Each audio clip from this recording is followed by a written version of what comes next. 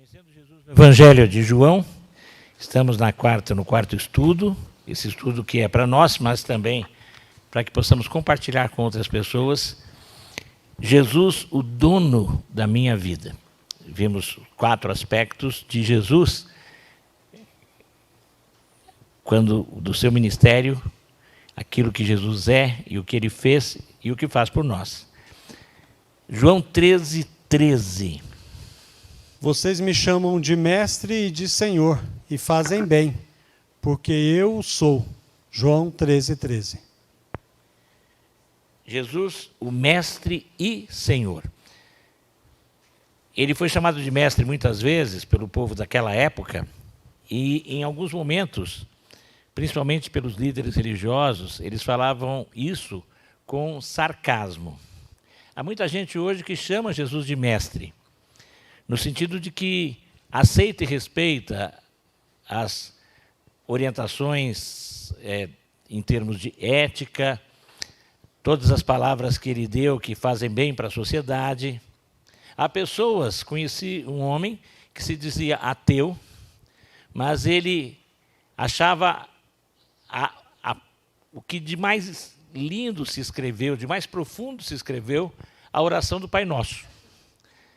Ele não acreditava em Deus, mas ele respeitava a oração do Pai Nosso, e ele fez uma vez. Pena que eu era bem jovem naquela época, ele foi meu professor, mas ele me apresentou um estudo que eu deveria ter gravado, porque é algo realmente interessante, só que ele eliminava o aspecto de que naquela oração estaríamos nos comunicando com o Pai. Ele apenas abordava o lado. Por exemplo, ele falava do reino, esse reino que deve existir no mundo. Ele tinha um viés marxista e ele acreditava que haveria um reino, um governo só nesse mundo, de justiça, o chamado paraíso do proletariado. E ele entendia que Jesus foi o grande primeiro comunista. E ele anunciava isso, e muitas pessoas até hoje veem Jesus como um mestre. Uns acham que Jesus, um grande espírito de luz, e que veio iluminar, mas apenas nesse sentido moral, e até em algum aspecto aí de você poder ter áreas da sua vida clareadas. Muita gente quer a luz de Jesus para resolver os seus problemas financeiros. Eu quero que ele me dê uma luz para enxergar a solução para essa dificuldade em algum aspecto da vida. Familiar, na área da saúde, eu quero ter uma luz de Jesus. Mas não a luz da vida, e para a vida, e para a eternidade. Jesus se apresentou como um pastor e nos comparou com ovelhas. Ele fez isso para ilustrar a forma com que dirige a nossa vida. E vamos ver então João 10, 27 e 28. As minhas ovelhas ouvem a minha voz, eu as conheço e elas me seguem. Eu lhes dou a vida eterna, jamais perecerão, e ninguém as arrebatará da minha mão. João 10, 27 e 28. O que acontece, portanto, com as pessoas que aceitam que Jesus conduz as suas vidas? O texto diz com clareza, Jesus dá a vida eterna para elas. Nunca irão perecer, ou seja, não irão para o sofrimento eterno, para o qual todos nós já estamos destinados desde que nascemos, porque nascemos pecadores. E ninguém vai tirar as pessoas que aceitam que Jesus conduz as suas vidas, que seja o seu pastor, ninguém vai tirar essas pessoas das mãos de Jesus. Amém. Essa é a grande verdade que Jesus nos revela aqui. Jesus nos ama e sabe o que é melhor para nós. Deixar que Ele seja o dono da nossa vida não é perder a liberdade, como muitos até acham. Mas, pelo contrário, antes de conhecermos a Jesus, é que estamos realmente presos. João 8,34 diz isto. Jesus respondeu, em verdade lhe digo, que todo o que comete pecado é escravo do pecado. João 8,34. O que nos aprisiona quando vivemos sem nos importar com o que Jesus quer de nós? O texto diz, somos escravos ou somos servos do pecado. A verdadeira liberdade não está em fazer tudo o que o nosso coração pecaminoso deseja, Quem age assim acaba se tornando escravo do pecado. A verdadeira liberdade está em ter condições de decidir fazer o que agrada a Deus, vivendo como Ele quer que vivamos. Na verdade, todos nascemos escravos e cada vez nos tornamos mais. Já nascemos escravizados a essa nossa condição pecadora. Por isso, essa inclinação para o mal que a gente vê nas criancinhas. Ninguém ensina a criança a ser agressiva e ela é. Ninguém ensina a criança a mentir e ela mente. É interessante como a criança percebe aquilo que é malicioso. A criança fala pequenininho algumas coisas que são assim e dá risada daquilo. Porque ela sente algo ali que incomoda e por isso ela o faz. É a tendência para o mal que existe dentro de cada ser humano. Já nascemos presos e cada vez, à medida que estamos vivendo uma vida que vai se afastando cada vez mais de Deus, mais aprisionados somos, como um inseto que entra numa teia de aranha. E à medida que vai indo, ele vai se enrolando mais ainda, e assim acontece conosco em relação ao pecado, com todos os seres humanos. A verdadeira liberdade, portanto, não é fazer tudo o que o coração pecaminoso deseja. A verdadeira liberdade está em ter condições de decidir fazer o que agrada a Deus, vivendo como Ele quer que vivamos, e no texto de João 8,36, encontramos uma promessa maravilhosa. Se, pois, o Filho os libertar, vocês serão verdadeiramente livres. João 8,36. Que promessa é essa, portanto? Somos libertos por Jesus, e libertos por Jesus, somos livres de verdade. Livres da condenação do pecado, livres do poder do pecado. Não temos mais que pecar. Bem jovem, alguém falou essa verdade para mim. Falou, você é de Deus. Eu tinha feito umas bobagens. Ele falou assim, você é filho de Deus. Você é um príncipe. Você não precisa se misturar com as coisas podres dessa vida que segue o diabo. Você está acima disso. Você não precisa pecar. Essa palavra me ajudou muito. E vez por outra, em tentações, e até hoje eu me lembro disso, eu não preciso pecar. Eu não preciso fazer isso. Conheci um amigo meu, eu perguntei para ele, por que você está fazendo isso? Ele falou, porque todo mundo faz. Todo mundo faz. E a pessoa não tem forças. Agora, Jesus nos liberta da condenação do pecado e do poder do pecado, e à medida que andamos com Ele, vamos ficando cada vez mais livres da influência do pecado, e um dia seremos libertos do corpo do pecado na glorificação. Agora, nós devemos deixar Jesus guiar nossos passos, não apenas porque Ele sabe o que é melhor para nós e pode nos libertar do pecado. Na realidade, Jesus é o dono da nossa vida. Temos que obedecê-lo. Vamos continuar vendo na Bíblia mais coisas interessantes sobre Jesus. João 1 e 2. No princípio era o Verbo, e o Verbo estava com Deus, e o Verbo era Deus. Ele estava no princípio com Deus. João 1 e 2. No texto acima, Jesus é chamado de o Verbo. Isto é, a palavra de Deus. Ele já existia antes da criação do mundo. Esses versículos mostram que Jesus é o quê? Um espírito evoluído? Muita gente diz que é. Realmente ele é o espírito acima de todos, né? O ser maior. Um anjo. Ele não deixou de ser um mensageiro de Deus, mas né, um anjo como outros anjos. Um ser criado por Deus? Não, ele não foi criado. O próprio Deus. João 10:30 e João 1 e 2 diz, né? Ele, o Verbo, estava com Deus, o Verbo era Deus, Jesus é Deus. E João 10:30. Eu e o Pai somos um. Com quem Jesus diz que é um, ou seja, da mesma essência.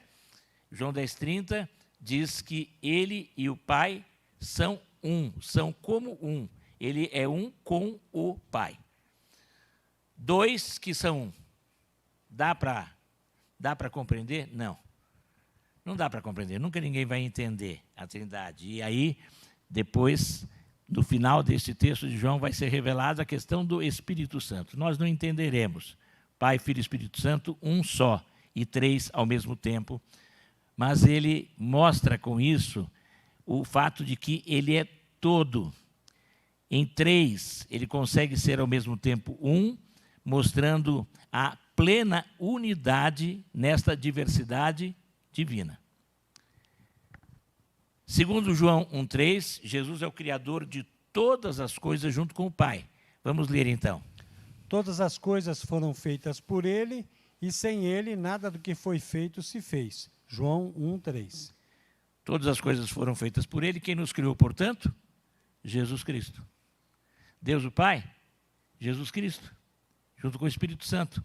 No primeiro capítulo de Gênesis, a gente encontra isso de forma muito clara. No princípio criou Deus os céus e a terra era sem forma e vazia, o Espírito de Deus pairava sobre a face do abismo, e disse Deus, a palavra de Deus em ação, começa e está em toda a criação. Jesus Cristo nos criou. Jesus é Deus e só esse fato já se torna necessário obedecê-lo. Já torna necessário obedecê-lo. Ele é o nosso Criador, por isso ele tem o direito de conduzir a nossa vida como ele quer. Jesus morreu na cruz e foi sepultado, João 29.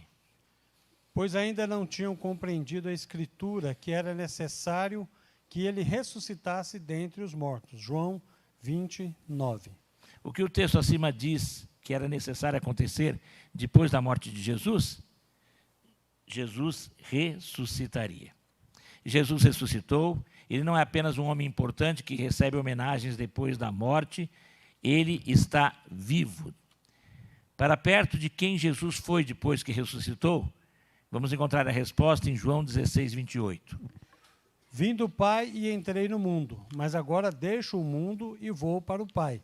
João 16, 28. Após a ressurreição, ele foi para o Pai. Leia o texto abaixo e responda também em João 17, 5.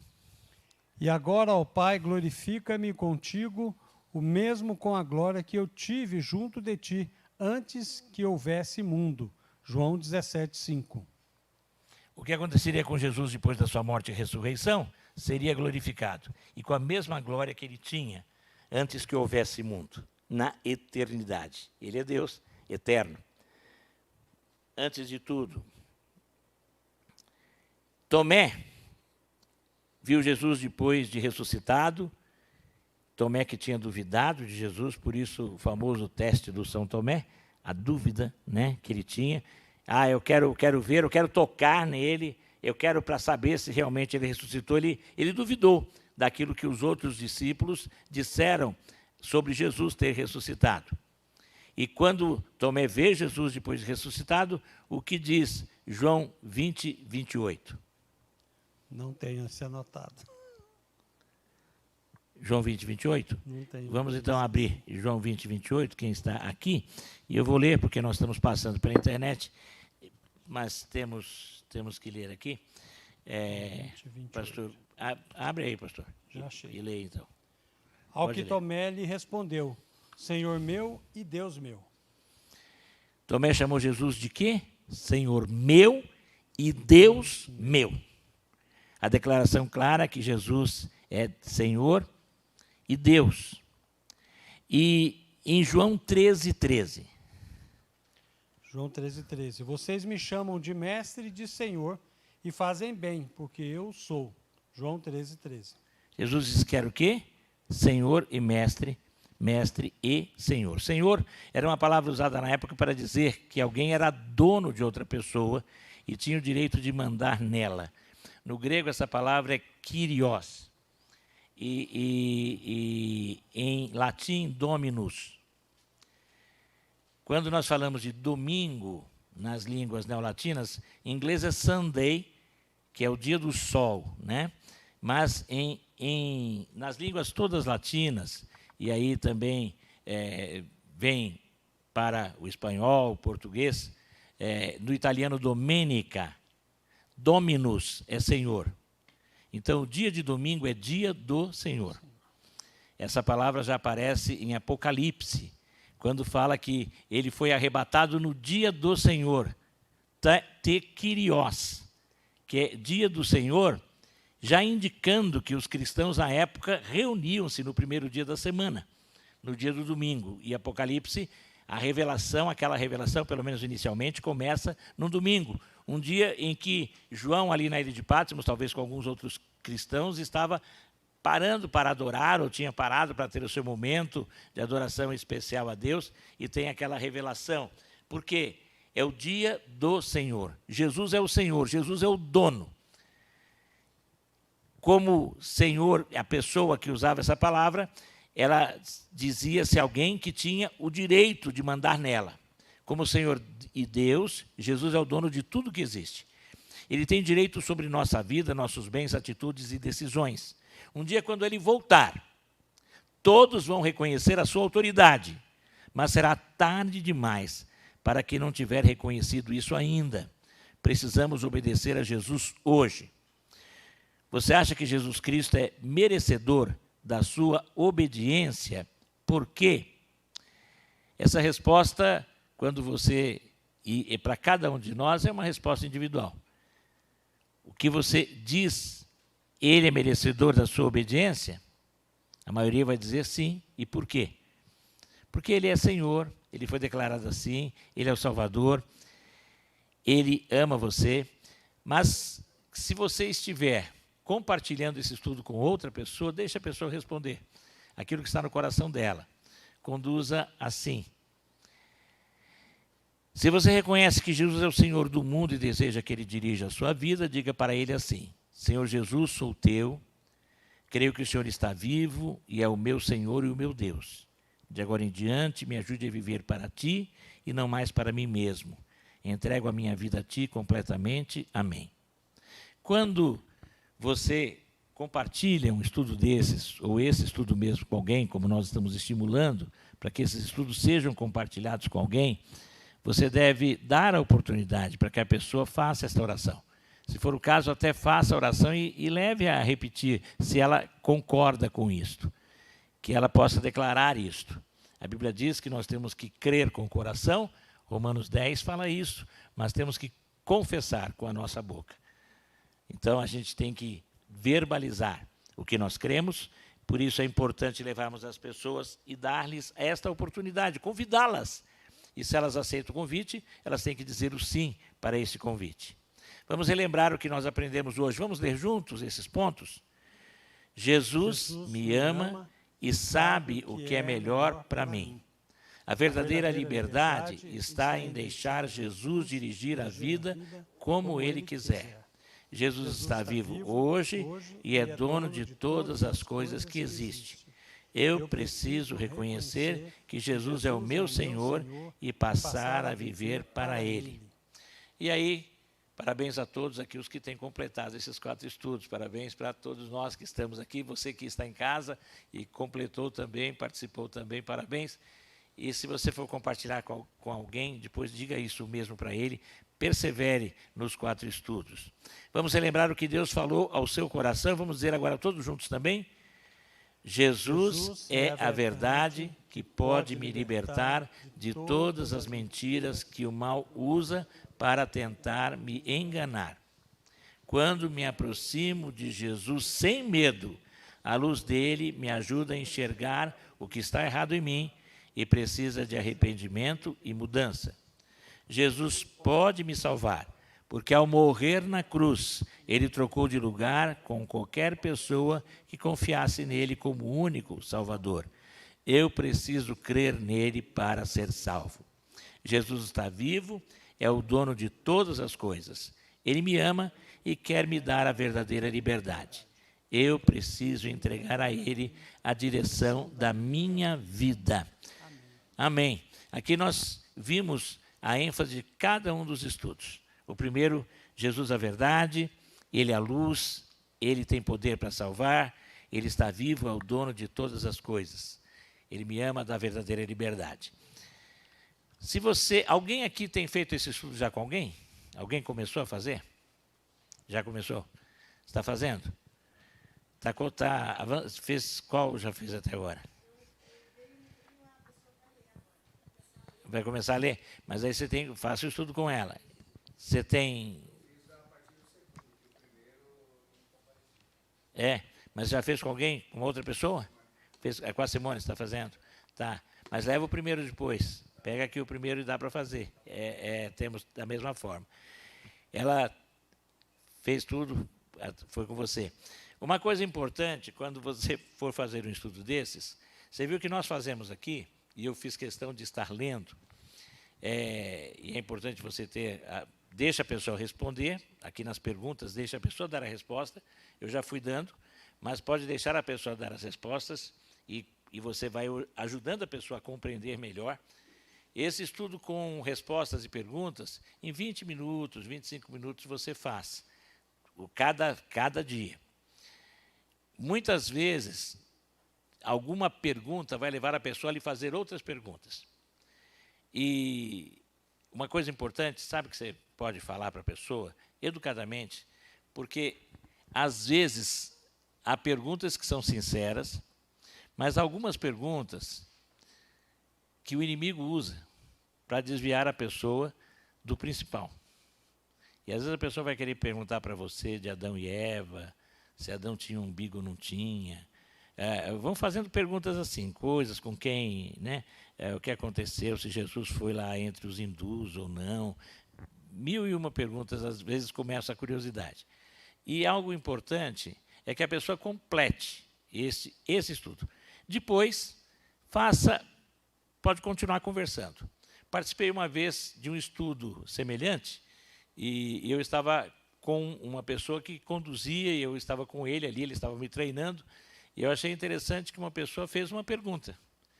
E aquele irmão, ele foi muito sábio. Ele falou assim, puxa, que pergunta interessante. Muito boa a pergunta que você está fazendo. Mas vamos completar o estudo de hoje. Talvez você tenha a resposta, mas eu vou anotar, e ele anotou. E no final do estudo, a gente volta. Posso completar? A pessoa concordou. E ele foi e terminou o estudo. E no final do estudo, ele fez o apelo, a pessoa se decidiu. No meio do estudo, a pergunta que a pessoa tinha feito desviaria totalmente a atenção.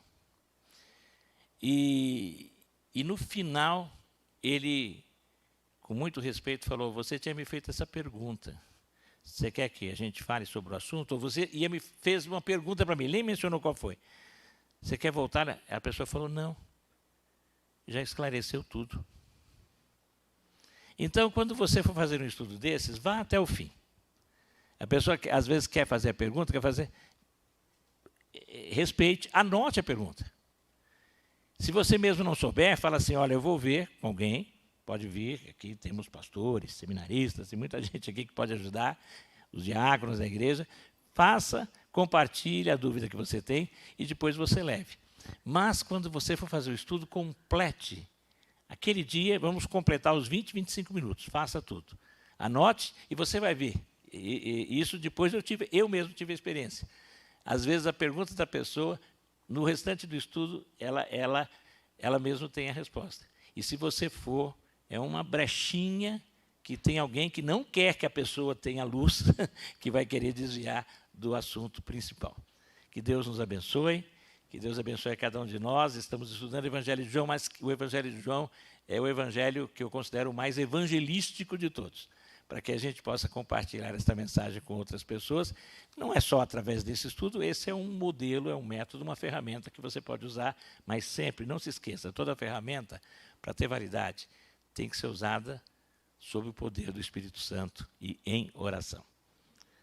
Pai querido, obrigado porque temos completado esta série. Obrigado, Senhor Deus, por cada irmão e irmã que tem participado presencialmente, muitos que estão participando dos seus lares.